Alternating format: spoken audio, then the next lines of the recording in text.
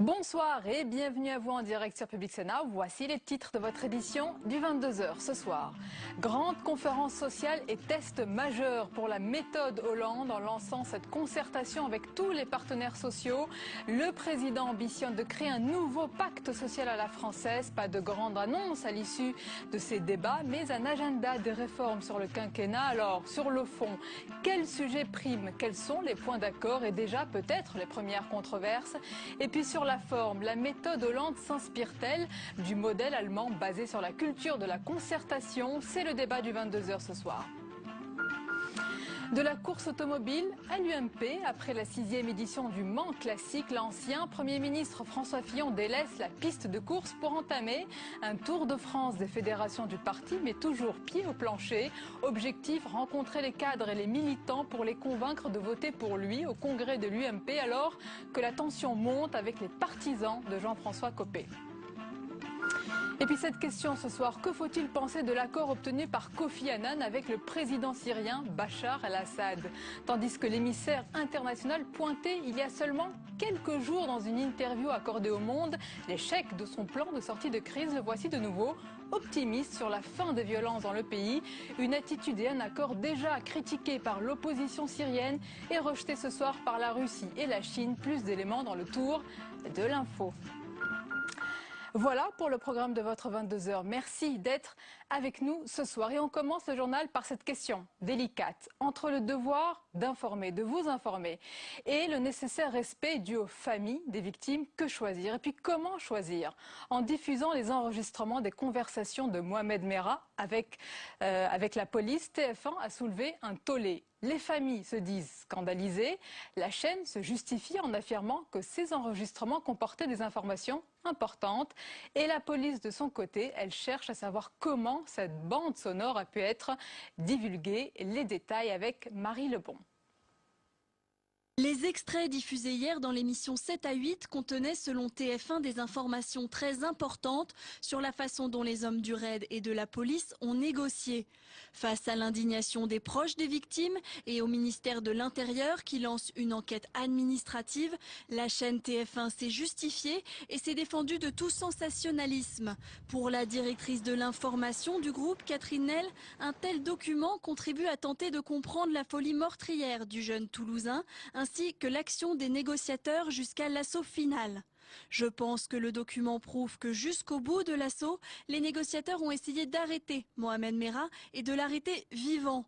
Dans le document sonore, Mohamed Merah, responsable de 7 assassinats en mars dernier, s'exprime avec sang-froid et détermination. La police des polices a quant à elle été chargée de mener une enquête sur la diffusion de ces enregistrements par TF1, enregistrements qui étaient placés sous scellé et qui n'étaient consultables qu'au palais de justice de Paris. Une perquisition a eu lieu en fin de journée dans les bureaux de la société de production en charge de l'émission 7 à 8. Et puis dans l'actualité, c'est une grande conférence sociale, mais c'est aussi un test majeur pour la méthode Hollande. En ouvrant une concertation avec tous les partenaires sociaux, le président et son gouvernement font le pari ambitieux d'un nouveau contrat social conjugué efficacité économique et satisfaction sociale. Tel est leur objectif. Sur le papier, la méthode est séduisante. Alors que donnera-t-elle dans les faits? Nous le verrons avec le temps, mais d'ores et déjà, elle satisfait les syndicats. Sandra Cerquera. Pour François Hollande, plus question de recevoir les syndicats quelques heures et d'imposer les annonces. La volonté de rupture passe aussi par le choix du lieu. Le Conseil économique et social n'est pas l'Élysée, mais le temple des corps intermédiaires. Le moment est venu de mettre la France en mouvement et il n'y a pas de temps à perdre. Sur le fond, le chef de l'État promet de ne pas rester inactif devant les plans sociaux, annonce le lancement des contrats de génération l'an prochain et rappelle la nécessité de réduire la dette. Pas de mesures d'urgence donc, mais la volonté d'entamer un long processus de négociation, un changement de méthode qui verra le dialogue social inscrit dans la Constitution. Le fait que pour une fois dans notre pays, nous allons nous comporter comme un pays civilisé en matière de dialogue social est pour la CFDT quelque chose de très important. François Hollande donne rendez-vous aux syndicats dans un an pour faire le bilan, mais donner la chance au temps long peut être risqué en période de crise, d'autant qu'en France, les syndicats ont du mal à s'entendre et préfèrent souvent laisser l'État prendre les mesures impopulaires. Et concernant justement cette conférence sociale, il y a la forme, bien sûr, mais il y a surtout le fond. De nombreux sujets ont été abordés aujourd'hui dans les différentes tables rondes, la compétitivité, les moyens de lutter contre les plans sociaux ou encore l'application effective de l'égalité professionnelle. Si certains sujets font rapidement l'objet d'un consensus, d'autres, vous allez le voir, annoncent des négociations beaucoup plus délicates tant les attentes sont grandes. On voit tout cela avec Elisa Bertolomé. Tous présents, mais pas pour les mêmes raisons. À la conférence sociale, représentants des salariés et du patronat sont surtout venus défendre leurs propres intérêts. Malgré leurs divergences, les syndicats affichaient au moins une même priorité, l'emploi. Mais qui, pour le MEDEF, passe par plus de déréglementation et une refonte du coût du travail. Il faut donc avoir d'urgence à la fois une politique économique et une politique sociale qui permettent de restaurer les marges des entreprises et de faciliter aussi le bon fonctionnement du marché du travail. Au contraire, chez les syndicats de salariés, pas question de toucher au travail. Les organisations réclament avant tout des mesures d'urgence pour l'emploi des jeunes et des seniors. FO et la CGT font même pression pour un retour complet à la retraite à 60 ans. Objectif, des mesures concrètes, rapides et efficaces. Il ne faut pas que sous couvert de négociations avec le patronat, on tergiverse sur des sujets d'urgence. La redéfinition du licenciement économique, la mise à plat des aides publiques versées aux entreprises, l'inégalité salariale entre les hommes et les femmes, la lutte contre le travail illégal. Voilà autant de sujets qui appellent une présence plus active de la part des pouvoirs publics et du gouvernement. Il n'empêche, malgré une même priorité, les syndicats affichent leur désaccord. Et chacun reste campé sur ses positions. Ce sera donc au gouvernement de trancher et aux 7 tables rondes de les départager. Et nos invités ce soir pour commenter cette actualité, l'éditorialiste de Valeurs Actuelles, François Dorcival, bonsoir. Bonsoir Sonia. Merci d'être avec nous. Notre chroniqueur Jean-Louis Goumbaud, bonsoir Jean-Louis. Bonsoir Sonia. Et Jacques-Pierre Goujon, bonsoir. Bonsoir. Vous êtes directeur de recherche à l'IRIS et l'auteur de ce livre France-Allemagne, une union menacée, point d'interrogation. Je rappelle aussi que vous êtes agrégé d'allemand, vous êtes proche d'un germanophile comme vous. Ce germanophile, c'est Jean-Marc Ayrault. Proche de lui, n'est-ce pas? Absolument. C'est bien cela. Alors messieurs, nous allons parler de cette conférence sociale. On va commencer sur la forme. François Dorcival, est-ce que c'est une nouvelle méthode qui est mise en place? Réponse, oui.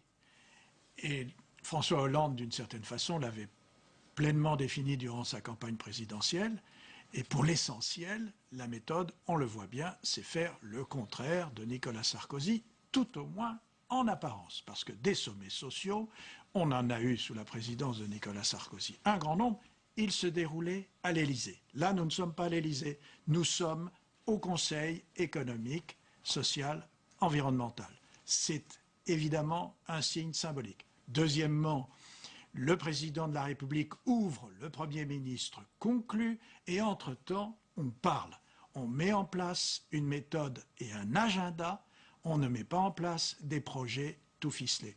On attendra pour cela que tout le monde se soit parlé pendant un certain temps. Alors il a été dit qu'il fallait une rupture avec le prédécesseur. Jean-Louis, est-ce que tout était si noir avant ou est-ce qu'on noircit le tableau de ce dialogue social? Alors justement, j'ajouterai à ce que vient de dire François qu'il faut bien voir que dans la méthode Sarkozy précédente, il n'y avait pas seulement le fait que le président ouvrait, concluait et donnait ses conclusions à l'ouverture, ce qui fait qu'évidemment, il n'y avait plus non seulement de grain à moudre, mais il n'y avait plus grand-chose à dire. Il y avait aussi un deuxième aspect. Je prends un exemple. François Fillon, en janvier dernier, a dit « Il faut réformer le contrat de travail. Je demande aux partenaires sociaux de négocier entre eux une nouvelle façon d'élaborer le contrat de travail. Je leur donne 2 mois. Pendant ces 2 mois, ils discutent. Et s'ils n'arrivent pas à s'entendre, il y aura une loi. » On retrouvait... Il y a donc une différence. Je ne dis pas qu'il n'y a pas de différence entre François Hollande sur la méthode, et bien sûr, ce serait une erreur. Mais en même temps, elle n'était pas aussi unilatérale que cela. Ensuite, il faut juger de l'efficacité. Parce qu'effectivement, c'est préférable de dire, écoutez aux gens, voilà les cartes, discutez-en, on se retrouve dans un an. Je pense qu'il y a aussi quand même un calcul aussi politique. Parce qu'en septembre, les difficultés vont arriver. Il y aura quelque chose à dire aux gens qui seront impatients, mécontents, de dire écoutez, attendez, la conférence sociale se poursuit et il y aura les conclusions dans un an. Donc, patientez un petit peu avant de protester. Alors, il y a donc une méthode politique, etc. Et puis derrière, il y a peut-être aussi un calcul politique. Jacques-Pierre Goujon, parlons de la méthode. François Hollande a dit rechercher le compromis positif. Est-ce que c'est la culture de la concertation un petit peu à l'allemande? Parce qu'on sait que cette culture, elle est le pilier du modèle social allemand. Est-ce que vous voyez cette ressemblance? Alors c'est vrai qu'il y a un regard assez récent de ce côté du Rhin vers ce qui se passe chez nos amis allemands. Alors quand vous évoquez la culture de consensus, c'est vrai que ça correspond mais à une réalité purement germanique, si je puis dire, parce que cette idée de consensus, elle est extrêmement liée à l'histoire de l'Allemagne depuis 1945, on devrait dire depuis 1949 très précisément, depuis les années 1950, le miracle économique, où les partenaires sociaux, dès le début de la construction du modèle que l'on connaît encore aujourd'hui, et dont les Allemands sont fiers, ont été partie prenante. Quand je dis partenaires sociaux, je devrais dire également partenaires patronaux, parce que là, il y a eu, dès les origines de la République actuelle, cette idée, et c'est très intéressant de noter que cette idée provient d'ailleurs d'un chancelier conservateur à l'époque, Adenauer, qui est celui qui a fait voter en 1951 la loi sur la cogestion. Donc c'est très important. Donc il y a une idée de consensus qui dépasse les clivages politiques traditionnels. C'est ça qui me paraît intéressant. Vous avez dit un mot important, cogestion. François Dorcel, est-ce que c'est une cogestion avec les partenaires sociaux? Est-ce qu'on peut l'avoir en France? Est-ce que c'est notre culture? Non, pas du tout. Pas du tout. Et naturellement, François Hollande fait un pari. Il fait le pari qu'en mettant les gens ensemble, et au début de son quinquennat, ceux-ci vont d'abord se mettre d'accord sur le diagnostic et donc quelle est la vérité de la situation. L'opinion y est tout à fait préparée et elle sait de quoi il s'agit. Mais ensuite, il faut que les organisations elles-mêmes travaillent ensemble. Et là, nous allons assister à des frictions. Il y a dans cette conférence sociale deux leaders. Du point de vue des confédérations ouvrières, la CFDT clairement, et du point de vue du patronat, le MEDEF clairement. Il est certain que les choses ne vont pas être simples entre François Chérèque et Bernard Thibault et Jean-Claude Mailly. Et donc il y a compétition entre eux. Nous avons, nous Français, une culture de l'affrontement. Ça n'est pas parce que le président de la République aujourd'hui a fait un discours au Conseil économique que cette culture va cesser. Mais, évidemment, il fait un pari que les gens vont finir par travailler ensemble. C'est un pari osé, ambitieux, trop ambitieux?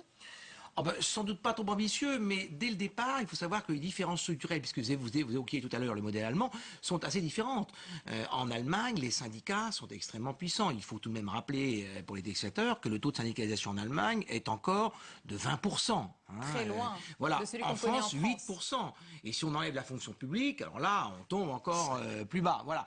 Donc, si vous voulez, j'allais dire, les conditions de départ sont totalement différentes. Bon, ça ne veut pas dire que ce projet est en soi absurde. On peut essayer de passer de la culture de la confrontation à la culture du dialogue. Bon, c'est plutôt positif pour une société du XXIe siècle. Alors, ceci dit, les présupposés sont assez différents. Alors Jean-Louis, sur la forme, François Hollande, on l'a dit, veut la rupture avec son prédécesseur, mais aussi peut-être avec Lionel Jospin, qui, souvenez-vous, lors d'une conférence, c'était le 10 octobre 1997, avait imposé les 35 heures au prix d'une rupture, on s'en souvient, avec le patronat. On va l'écouter, on réagit juste après. Nous avons pour perspective que la durée légale soit à 35 heures pour tous avant la fin de l'actuelle législature. C'est pourquoi sera soumis au Parlement avant la fin de l'année un projet de loi d'orientation et d'incitation qui sera discuté au début de l'année 1998. Il fixera au 1er janvier 2000 la date de passage de la durée légale du travail à 35 heures par semaine pour les entreprises de plus de 10 salariés ou pour un seuil voisin que nous discuterons dans les semaines qui viennent. Par là, nous fixons un cap. Mais vous pouvez constater que nous laissons le temps nécessaire à la négociation. Jean-Louis, il avait dit nous lui laisserons le temps nécessaire, mais ça s'est fait très vite. Il avait tranché. C'est le contre-exemple peut-être pour François Hollande. C'est intéressant cette histoire parce que quel est le pouvoir de l'État, du gouvernement élu, et quel est le pouvoir de ce qu'on appelle les corps intermédiaires? Alors on peut critiquer les 35 heures, et ça ce n'est pas le sujet du débat ce soir ici.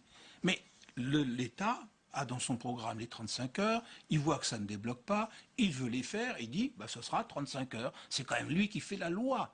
Donc en même temps, il y a la volonté de faire participer, mais il y a un moment où il faut trancher. Et justement, le gros problème de François Hollande, donc il laisse les gens débattre, ça va durer 1 an, on va discuter sur 7 tables rondes, qui peuvent d'ailleurs se conclure en tourner en rond d'ailleurs. On ne sait pas très bien ce qui va pouvoir sortir de ces tables rondes. Et puis à un moment, il va falloir quand même trancher. Comment financer la sécurité sociale, le contrat de travail, la compétitivité. Il y a un moment où si ça ne débloque pas, il faudra trancher. François Dorcel, cette méthode permet de se cacher un petit peu derrière les partenaires sociaux, de leur dire mais c'est à vous.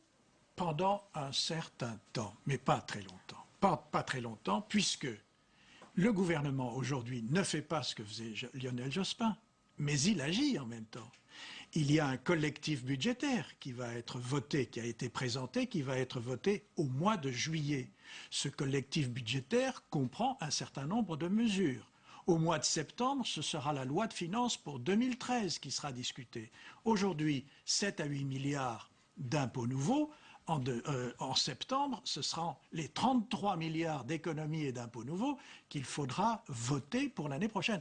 Il est évident que vous avez là des décisions qui pèsent naturellement sur les sujets qui sont traités par ces tables rondes. Évidemment, puisqu'il s'agit de cotisations sociales, de fiscalité, de financement des retraites ou de la protection sociale d'une manière générale. Jacques-Pierre Grosjean, donc les décisions, c'est maintenant. Oui, moi je c'est comme le pense pas changement. que l'on puisse dire que bon, ce nouveau processus pourrait conduire à une forme d'inaction. Là, c'est un petit peu un préalable, je dirais un petit peu risqué. Non, je pense qu'il y a volontairement une nouvelle méthode qui se met en place. Bon, que l'on tire des expériences de modèles qui existent ailleurs, pourquoi pas? On parle de l'Allemagne, mais on pourrait regarder ce qui s'est passé dans les pays scandinaves, absolument. La Suède. Lorsque la réforme de l'État-providence a eu lieu, bon, il y a eu aussi ce champ du dialogue qui s'est ouvert en Suède, mais aussi au Danemark. Bon, moi je m'en souviens très très bien, j'ai séjourné. Donc bon, c'est quelque chose tout de même d'intéressant. Et pourquoi? Parce que la période précédente, là il ne s'agit pas de faire de la politique partisane, mais la période précédente, le quinquennat précédent a beaucoup été marqué tout de même par la confrontation. C'est vrai, hein, entre les gens, entre les catégories sociales, les catégories professionnelles. Bon, et peut-être qu'il est intéressant de tenter autre chose. Bon. Alors maintenant, il faut qu'en effet, ce sera l'attente, à mon avis, des Français, que ça débouche aussi sur du concret. Alors on va voir justement le concret, on en parle tout de suite. On va d'abord écouter la réaction de l'ancien Premier ministre François Fillon, justement, qui parle de cette conférence sociale. Il y a juste une chose qui m'inquiète, c'est que François Hollande a dit qu'il en tirerait les enseignements dans un an. Franchement, l'économie française n'a pas un an à attendre. Il y a une urgence extrême. Toutes les prévisions pour les prochains mois pour l'économie européenne sont des prévisions négatives. Ce qu'il faut, c'est prendre des mesures de redressement de l'économie. C'est pas prendre des mesures pour satisfaire des engagements de campagne électorale. Jean-Louis Gombaud, depuis tout à l'heure, on parle de la longue marche du compromis social, mais il y a des urgences. Alors justement, on voit bien que François Fillon, ici, il parie sur l'échec. C'est la deuxième fois en une semaine qu'il parie sur l'échec du gouvernement Ayrault. Peut-être qu'il aura raison, on le verra dans quelques mois. Mais là où son point est important, c'est qu'effectivement, il y a le mouvement de la crise. C'est-à-dire qu'effectivement, on est dans une période, quand les Allemands commencent la loi Hartz 1 et 2, etc., la situation économique n'est pas resplendissante, mais enfin, ma foi, on est quand même en bout de comète d'une période de croissance assez positive. Donc il a du temps, il peut discuter, parce qu'il y a eu des grandes manifestations, les syndicats ont fini par signer, mais il y a eu quand même des mouvements sociaux en Allemagne importants contre ça. Et donc là, est-ce qu'il aura un an pour tirer les conclusions? Rien n'est moins sûr. Il y a une nuance, hein, parce que François Hollande dit que sur certains sujets, comme les fermetures d'usines et les plans sociaux, il va agir rapidement. Alors on ne sait pas exactement comment. Mais bien sûr, le 1 an, nous ne savons pas quel est son contenu. Il fixe, au fond, une barre limite. Si dans 1 an, sur tel ou tel point, nous n'avons pas abouti, je prendrai mes responsabilités. Mais ça ne signifie pas qu'il n'ait pas pris un certain nombre de décisions jusque-là. Et nous voyons bien qu'il est obligé, par la crise, par la situation qu'il a à gérer, de prendre des décisions dès à présent, dès le mois de septembre et ensuite. Jacques-Pierre Grosjean, je l'ai dit tout à l'heure, vous êtes un proche de Jean-Marc Ayrault dans son travail. Peut-être qu'il vous arrive de le conseiller. Est-ce que, évidemment, qu'ils ressentent cette urgence, évidemment, qu'ils ont ça en tête? Ah bah évidemment, il y a une urgence à agir et je crois que l'attente des Français est là. Mais je voudrais revenir sur un aspect qui a été abordé, c'est qu'en France, il y a, pas seulement à gauche d'ailleurs, une sorte de traumatisme des réformes Schröder. Vous savez, on en a beaucoup parlé concernant l'Allemagne. Bon, on a dit, finalement, ce chancelier a agi, il a réformé l'État-providence. Oui, mais justement, quand on compare à ce qui se passe à l'heure actuelle, Schröder a eu 2 mandats. Il y a un mandat où, le premier n'a pas fait énormément de choses et il a commencé à prendre conscience qu'il y avait de graves difficultés dans son 2e mandat. Et du coup, la concertation tant modélisée en Allemagne, elle a fait défaut. Et elle a tellement fait défaut que Madame Merkel elle-même est revenue en partie, ça on ne le dit pas suffisamment en France, sur certaines des réformes Schröder parce qu'elle considérait, elle, toute présidente de la CDU qu'elle est, que ça était allé un petit peu trop loin en matière sociale. Donc je pense que se prendre le temps nécessaire ne veut pas dire, ne pas agir, et veut aussi signifier que l'on tient compte aussi de ce qui émane des organisations syndicales. Juste une parenthèse, parce qu'on parle de ce modèle allemand, mais à quel prix a-t-on amélioré, par exemple, la compétitivité, ou a-t-on fait ces réformes? À quel prix social? Alors, est-ce qu'il y a un coût? Absolument. Il est vrai les prestations sociales. Cela est aussi critiqué par une partie de la CDU. Même certains membres du parti Mme Merkel considèrent qu'on est allé un petit peu trop loin dans la précarisation de la société. Donc il faut savoir qu'en Allemagne, c'est un élément très fort à l'heure actuelle, contesté par beaucoup. On parle d'une baisse des prestations sociales, d'un marché libéralisé à l'extrême. Libéralisation du marché du travail. Maintenant, beaucoup de gens sont obligés d'avoir plusieurs activités pour avoir un revenu correct. Bon. Et donc, ils vont bientôt venir chez nous. Non, mais Mme Merkel elle-même a dit que l'on était allé un petit peu trop loin. Mais regardez comme les choses sont parfois complexes. On a dit également la réussite allemande, elle est basée sur alors un maintien, voire un recul des salaires réels. Bon. Cela n'a été valable que quelques années, parce que qu'est-ce que l'on voit depuis 2010-2011, c'est que la machine allemande redémarre et la redistribution redémarre également. Donc c'est compliqué, les salaires allemands sont maintenant, dans leurs augmentations récentes, à un niveau supérieur. Donc ça mérite tout de même réflexion. François Dorcival, dans son discours aujourd'hui, François Hollande a donné l'ordre des priorités. Ses priorités, il a dit d'abord rétablir les comptes publics, la compétitivité et puis l'emploi, à la fin. Non. En effet, il les a cités dans l'ordre que vous venez de dire. Mais ce qui est important, en effet, c'est qu'il emploie des mots qui, jusqu'à présent, n'étaient pas employés fréquemment, ni à gauche, ni par les syndicats. Compétitivité. Et d'une certaine façon, il a aussi parlé du coût du travail, qui est absolument tabou pour la CGT. Quand le fait-il? Il le fait quand il dit qu'il va falloir trouver d'autres moyens pour financer la protection sociale que ceux que nous connaissons aujourd'hui, qui sont exclusivement des charges sur le travail. Et donc ça veut dire quoi? Ça veut dire qu'on abroge la TVA sociale, mais qu'on va aller vers la CSG sociale. Alors justement, Jean-Louis, cette augmentation de la CSG, est-ce qu'elle est déjà dans la tête du gouvernement? Oui, elle est dans la tête. D'ailleurs, on l'a su depuis la semaine dernière. Quand M. Cahuzac a dit, il n'est pas question, il était dans le rapport de la Cour des comptes, il y avait 2 idées, il faut soit augmenter la TVA, soit augmenter la CSG. Et Cahuzac a dit, il n'est pas question d'augmenter la TVA.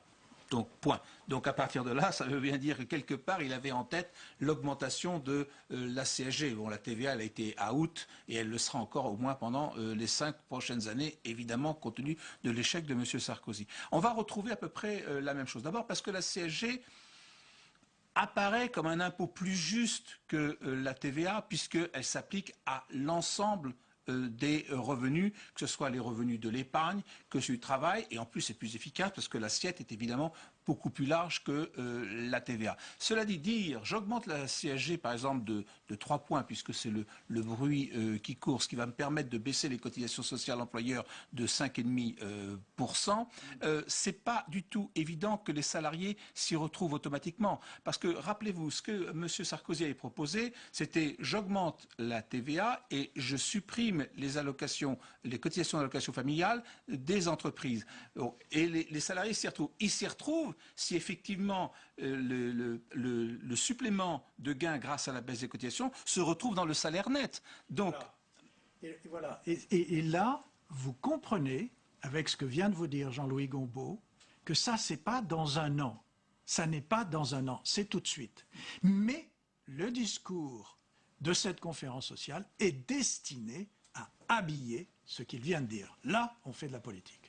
Ah, il y a de l'habillage. Pierre Gourjon. Oui, non, moi je trouve que bon, la notion d'habillage est quand même un petit peu polémique. Bon, vous direz oui. pédagogique. Voilà, bon, pédagogique, c'est déjà mieux, pédagogique, mais voilà, bon, voilà. Non, mais par exemple, regardez ce à quoi cet échange de vues peut aboutir. Pendant très longtemps, le thème de la compétitivité était, du moins dans une partie du spectre politique, non traité. Nous sommes d'accord. Bon, là, on voit bien que la notion de coût du travail, compétitivité, c'est un sujet dont tout le monde se saisit, l'exécutif français en premier lieu. Donc là, ne serait-ce que cela, je trouve que c'est quand même un élément intéressant. C'est-à-dire que ce que l'on voulait ou qu'on le tentait d'ignorer précédemment, on se dit on ne peut pas en faire abstraction. Donc ça montre bien que lorsque vous mettez des gens autour d'une table, lorsque vous mettez des experts indépendants, vous voyez, les réalités s'imposent aussi. Par une bonne nouvelle, on n'a plus beaucoup de temps, Jean-Louis, c'est la France qui emprunte à des taux négatifs. Les marchés sont donc prêts à perdre de l'argent pour prêter à la France. Elle rejoint donc un club très fermé, dont fait partie l'Allemagne. C'est le cas, c'est une bonne nouvelle. C'est une bonne nouvelle. Alors je précise la France, pas les Français.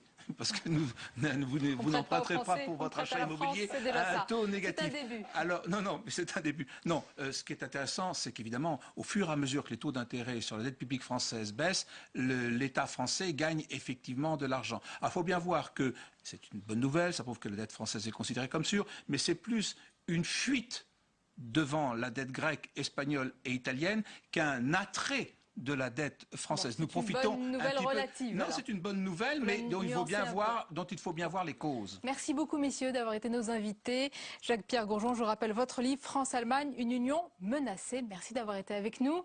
La dernière page du 22h à présent, avec tout ce qui vous a échappé dans le reste de l'actualité. Regardez, c'est le tour de l'info. Il est préparé par Cécile Sixou.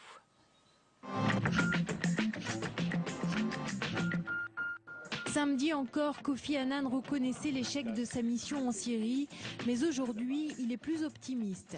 À l'issue de sa rencontre avec Bachar el-Assad à Damas, la troisième depuis sa prise de fonction, les deux hommes seraient tombés d'accord sur un même objectif, sortir le pays de la quasi-guerre civile dans laquelle il est plongé depuis 15 mois. L'émissaire des Nations Unies a annoncé que cet accord serait bientôt soumis aux rebelles, sans pour autant en préciser son contenu. Une réforme de l'ère Sarkozy qui n'aura pas fait long feu. Demain, la loi sur la majoration de 30% des droits à construire va disparaître. Le Sénat va y mettre fin. Pour la majorité, même si cette loi répond à la pénurie de logements, elle serait un casse-tête pour les collectivités, car elle viendrait s'ajouter à d'autres dispositifs existants, mais peu utilisés. Fermer tous les bureaux de vote à la même heure, la question avait été soulevée lors des dernières élections par le Conseil constitutionnel sans être appliquée. Aujourd'hui, Philippe Dallier avec 30 autres sénateurs UMP présente une loi dans ce sens. Il propose une fermeture unique des bureaux à 19h. Objectif, éviter les fuites avant 20h sur Internet, quand certains peuvent encore voter. Un ouf de soulagement pour les consommateurs. Les tarifs du gaz, de l'électricité et du train hors TGV ne devraient pas augmenter de plus de 2% cet été. C'est ce qu'a annoncé le gouvernement qui va faire une proposition pour que les factures ne soient pas plus salées que l'inflation. Une bonne nouvelle pour le pouvoir d'achat donc, puisqu'on s'attendait à de grosses factures notamment pour le gaz, dont les prix sont gelés depuis des mois et qui doit rattraper son retard. Mais qui se cache derrière le bug de portable de vendredi où 27 millions d'abonnés Orange ont été privés de leur joujou? Certains ont déjà leur petite idée.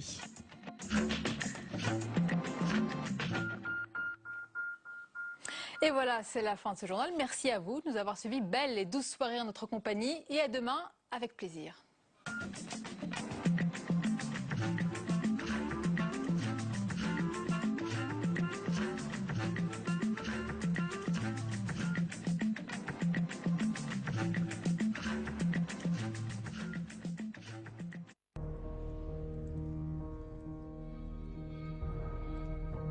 Qui sait si l'inconnu qui dort sous l'arche immense, mêlant sa gloire épique aux orgueils du passé, n'est pas cet étranger devenu fils de France, non par le sang reçu, mais par le sang versé.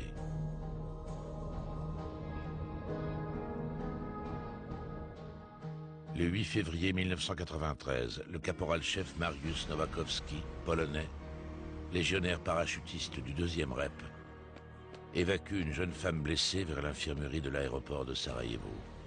2 obus de mortier tombent.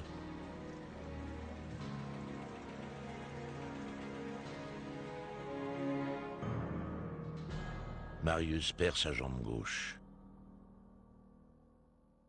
À François Léotard, qui lui rend visite sur son lit d'hôpital, il déclare « Monsieur le ministre, je ne vous demande ni argent ni décoration, mais simplement de devenir français. » Il y a quelque chose qui se passe. Dans les moments comme ça, on prend la conscience qu'on a servi à un pays avec des armes, étant blessé. Pour moi, ça crée un lien. Je sais pas, ça m'a dit que maintenant, je vais finir ma vie ici. Honneur et fidélité. C'est sous cette devise que près de 700 000 hommes ont depuis 1831 prêté serment à la France. Ils se sont battus pour elle, toujours en première ligne. Des tranchées de la Somme au maquis de Kaobang, des Balkans à l'Afghanistan, ils ont été de tous les combats sous tous les cieux du monde. Certains y ont laissé leur sang, d'autres leur vie. J'ai reçu 67 éclats dans le corps, dont dans les bras, dans les jambes, les genoux traversés, plus de liquide, plus de ligaments.